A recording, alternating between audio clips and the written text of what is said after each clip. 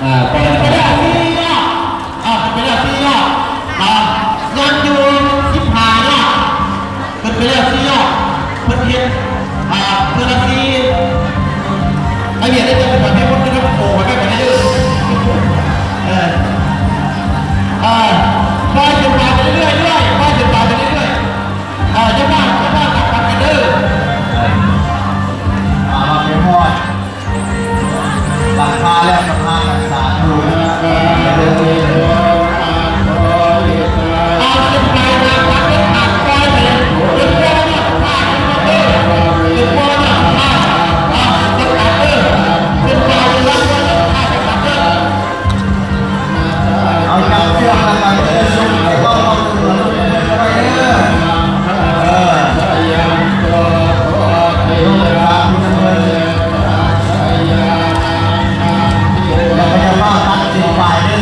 เราก็คนตามเดินอะไรเรื่อง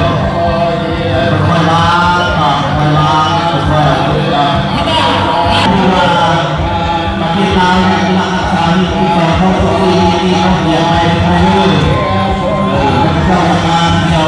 พัฒนาเราหลักในที่ศักดิ์สิทธิ์และการมีความเจริญดี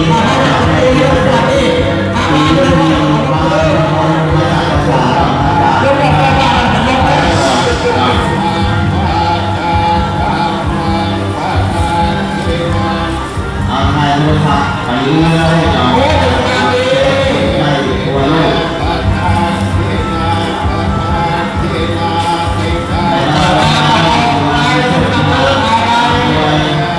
โชคดี